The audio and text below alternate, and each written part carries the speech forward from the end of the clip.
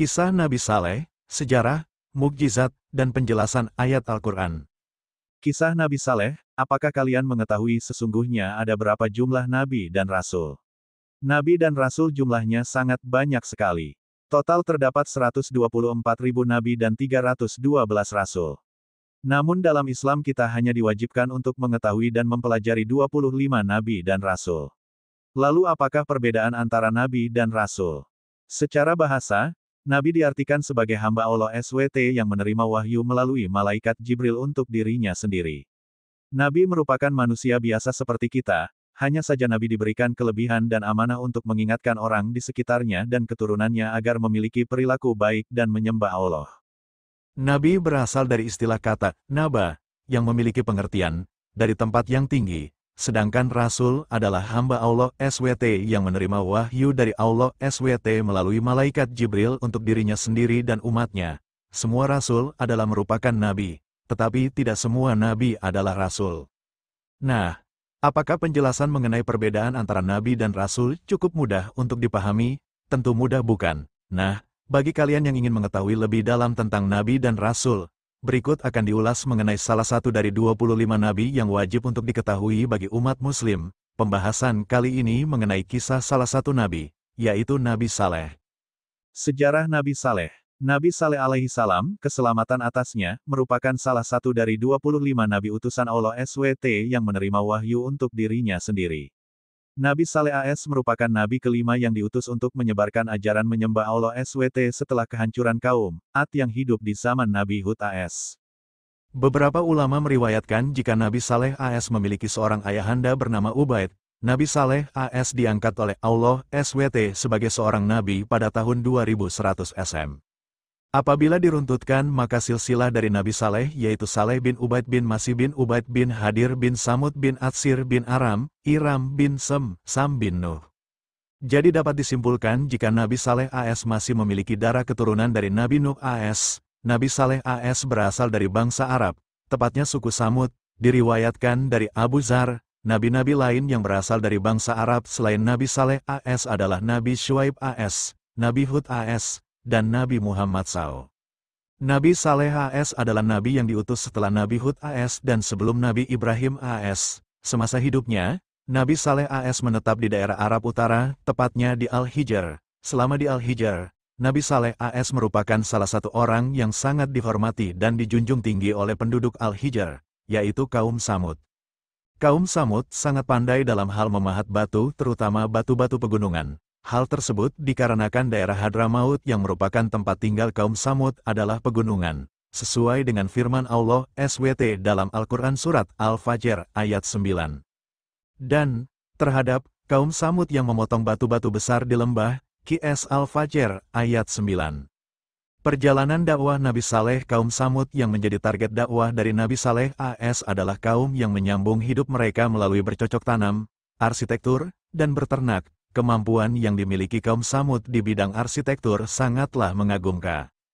Mulai sekarang, mereka memahat bukit berbatu yang banyak ditemukan di Al-Hijr menjadi bangunan indah nan megah. Sedangkan pada hamparan tanah yang datar mereka membangun istana-istana. Bukit-bukit batu yang dipahat oleh kaum Samud membentuk bangunan-bangunan rumah yang mereka tinggali dengan gaya khas peninggalan Yunani dan Romawi kuno.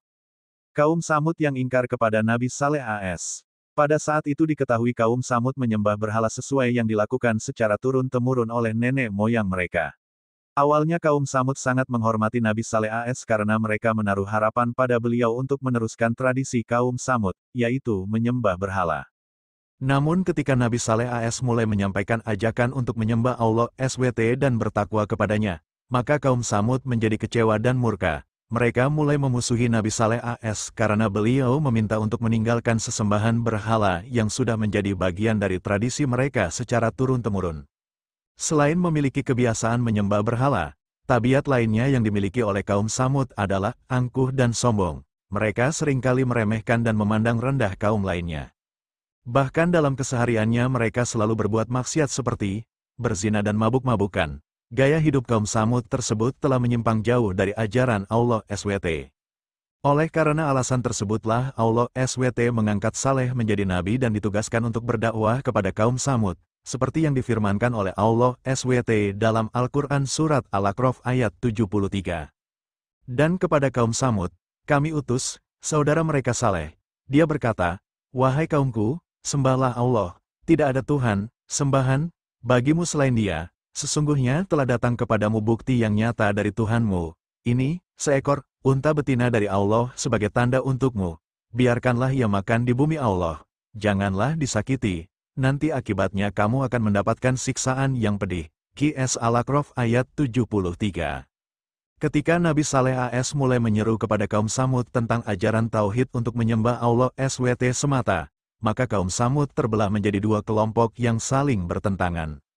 Kelompok pertama yaitu yang mengikuti Nabi Saleh AS dipimpin oleh Junda bin Amru bin Mahlab bin Lubaid bin Jawas. Junda bin Amru adalah salah satu tokoh pemuka di kaum Samud. Sedangkan kelompok yang menentang Nabi Saleh AS dipimpin oleh Zu'ab bin Amru bin Lubaid al-Habab dan Rabab bin So'ar bin Julmas. Zu'ab dan Rabab bahkan menghalang-halangi ketika Nabi Saleh AS hendak mengajak sepupunya yaitu Junda bin Syihab untuk mengikuti ajarannya. Kelompok penentang yang diketuai oleh Zu'ab dan Rabab berpendapat bahwa Nabi Saleh AS terkena sihir. Mereka tidak terima dengan ajaran yang dibawa oleh Nabi Saleh AS. Selain itu Nabi Saleh AS juga dianggap sebagai penipu karena mereka tidak percaya apabila utusan Allah SWT adalah manusia biasa sama seperti mereka, sehingga mereka menuntut mukjizat sebagai bukti kerasulannya. Mukjizat Nabi Saleh. Unta betina yang keluar dari batu sebagai salah satu mukjizat Nabi Saleh AS. Dijelaskan oleh para mufasir bahwa sebagai bukti kerasulan Nabi Saleh AS, kaum Samud menantang beliau untuk dapat mengeluarkan seekor unta betina yang sedang hamil 10 bulan dari sebuah batu besar yang ditunjuk oleh mereka. Nabi Saleh AS pun menyanggupi permintaan kaum Samud tersebut dan mulai berdoa kepada Allah SWT. Kemudian dengan kuasa Allah SWT, dari permukaan batu yang dipukul oleh tangan Nabi Saleh AS keluarlah unta betina dengan ciri-ciri sama persis seperti yang disebutkan oleh kaum Samud. Unta tersebut dikenal dengan sebutan, unta betina Allah. Maka terperanjatlah mereka. Kejadian mukjizat tersebut membuat sebagian dari kaum Samud yang menyaksikannya menjadi pengikut Nabi Saleh AS. Namun ada pula yang masih pada pendiriannya untuk menentang Nabi Saleh AS. Maka bersabdalah Nabi Saleh AS. "Hai kaumku, inilah unta betina dari Allah sebagai mukjizat, yang menunjukkan kebenaran untukmu. Sebab itu biarlah dia makan di bumi Allah. Dan janganlah kamu mengganggunya dengan gangguan apapun yang akan menyebabkan kamu ditimpa azab yang dekat." Qs Hud ayat 64. Dan janganlah kamu sentuh unta betina itu dengan sesuatu kejahatan, yang menyebabkan kamu akan ditimpa oleh azab hari yang besar. Qs Asy-Syu'ara ayat 156. Seperti yang diriwayatkan dalam Al-Quran, Nabi Saleh AS berpesan kepada umatnya untuk tidak berbuat jahat kepada unta betina Allah. Bahkan Nabi Saleh AS mengizinkan kaumnya untuk memerah dan mengkonsumsi susu unta tersebut secara bergantian. Namun hal tersebut tidak serta-merta membuat mereka bersyukur dan berterima kasih. Para penentang Nabi Saleh AS bahkan tidak suka akan kehadiran unta tersebut karena dianggap meminum banyak air di sumber mata air milik mereka. Terbunuhnya unta betina Allah, para kaum Samud yang menentang Nabi Saleh AS merasa kesal karena banyak ternak mereka yang kekurangan air. Mereka menganggap kehadiran unta betina hanya menambah beban mereka karena menghabiskan jatah air di sumber mata air. Mereka pun segera memikirkan rencana jahat untuk membunuh unta betina tersebut. Di antara orang-orang yang berencana melakukan pembunuhan terhadap unta betina Allah, terdapat dua wanita yang menjadi provokator rencana tersebut. Dua wanita tersebut adalah Saduk binti Mahya bin Zuhair al-Mukhtar dan Unaizah binti Gunaim bin Mijlas. Unaizah merupakan istri dari Zu'ab, salah satu pemimpin kelompok penentang Nabi Saleh AS. Unaizah dan Zu'ab memiliki 4 orang anak perempuan dan membentuk perjanjian dengan Qudar bin Salif untuk dapat memilih salah satu anaknya apabila berhasil membunuh unta betina. Saduk pun melakukan hal yang sama, yaitu menawarkan dirinya sendiri pada Misra bin Mahraj bin Mahya apabila Misra mampu membunuh unta tersebut. Qudar dan Misra, yang tergiur dengan tawaran kedua wanita tersebut pun bertekad penuh untuk membunuh unta betina dengan mengajak 7 pemuda yang lain. Mereka mengawasi ketika unta betina sedang minum air di mata air, lalu secara kilat memanah betis unta tersebut sembari menikam bagian perut unta dengan menggunakan pedang. Dengan begitu terbunuhlah unta betina Allah yang merupakan mukjizat milik Nabi Saleh AS. Azab yang mendatangi kaum Samud yang ingkar dan keji. Nabi Saleh AS sangat sedih ketika mendapati bahwa unta betina Allah telah dibunuh oleh kelompok penentangnya. Nabi Saleh AS pun segera mengingatkan para pembunuh unta agar segera bertaubat atau azab yang pedih akan datang. Namun mereka justru meremehkan peringatan dari Nabi Saleh AS bahkan menantang agar azab segera diturunkan. Maka Nabi Saleh AS pun berpesan kepada mereka untuk bersukaria selama 3 hari sebelum datangnya azab, seperti yang diriwayatkan dalam Al-Quran Surat Hud ayat 65. Maka mereka menyembelih unta itu, kemudian dia, Salih, berkata, "Bersukarialah kamu semua di rumahmu selama 3 hari. Itu adalah janji yang tidak dapat didustakan." QS Hud ayat 65. Perbuatan mereka membunuh unta tersebut adalah suatu pelanggaran terhadap larangan Nabi Saleh AS. Oleh sebab itu Allah SWT menjatuhkan kepada mereka hukuman yaitu membatasi hidup mereka hanya dalam tempo 3 hari. Maka sebagai ejekan mereka disuruh bersukaria selama 3 hari itu. Pada hari pertama sebelum datangnya azab yang menewaskan pembunuh unta dan para kaum Samud yang ingkar, wajah mereka berubah warna menjadi kuning. Pada hari kedua, wajah mereka menjadi merah. Dan pada hari ketiga, wajah mereka menjadi berwarna hitam. Diriwayatkan oleh Ibnu Katsir, pada hari keempat setelah matahari terbit maka datanglah azab Allah SWT yang dahsyat kepada kaum Samud yang ingkar. Azab yang diterima oleh mereka adalah terdengarnya suara keras dari langit dan terjadilah gempa bumi yang dahsyat sekali. Para pembunuh unta dan kelompok penentang Nabi Saleh AS pun mati bergelimpangan di rumah mereka masing-masing. Diceritakan bahwa tidak ada satupun kelompok penentang Nabi Saleh AS yang selamat, kecuali Kalbah binti As-Salk. Kalbah adalah seorang budak perempuan yang pada saat azab terjadi melarikan diri ke arah perkampungan Arab lalu menceritakan kejadian azab tersebut kepada penduduk di sana. Kalbah diberi minum oleh salah satu warga perkampungan tersebut. Namun setelah minum, Kalbah langsung tewas seketika. Begitulah azab Allah SWT.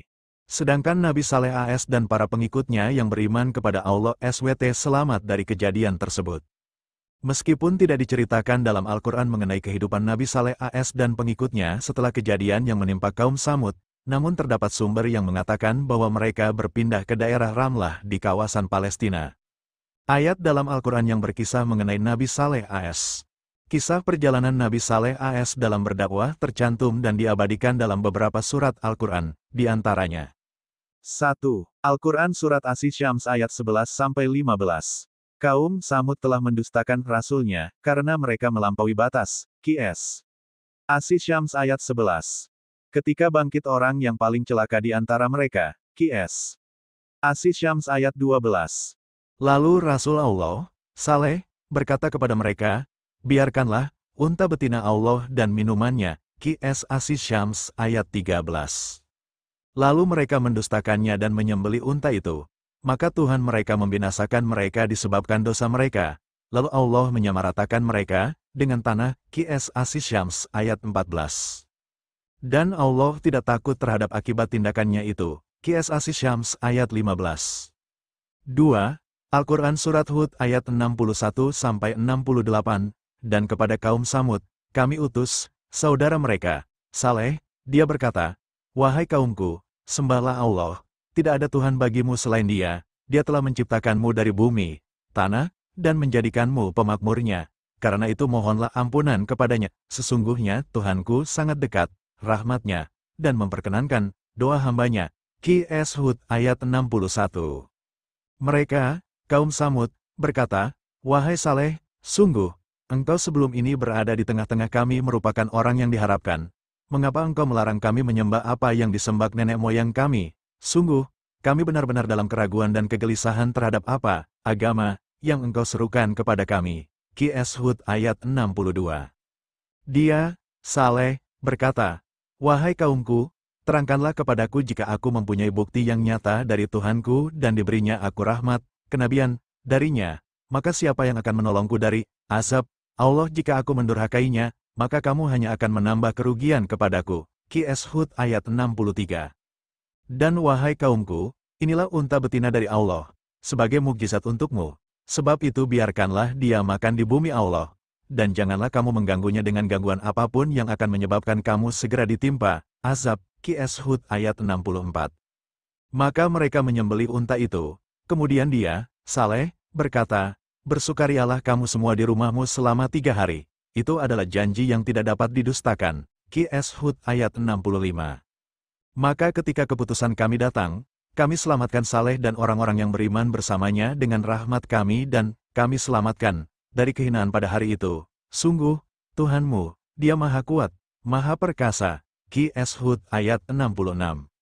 Kemudian suara yang mengguntur menimpa orang-orang zalim itu, sehingga mereka mati bergelimpangan di rumahnya. Qs Hud ayat 67. Seolah-olah mereka belum pernah tinggal di tempat itu. Ingatlah, kaum Samud mengingkari Tuhan mereka. Ingatlah, binasalah kaum Samud. Qs Hud ayat 68. Selain terdapat dalam surat As-Syams dan surat Hud, kisah mengenai Nabi Saleh AS juga diriwayatkan dalam surat Al-Qamar ayat 23-32. Surat Fussilat ayat 17-18, Surat An-Naml ayat 45-53, Surat Asy-Syu'ara ayat 141-159, Surat Al-Isra ayat 59, Surat Al-Hijr ayat 80-84, dan Surat Al-A'raf ayat 73-79.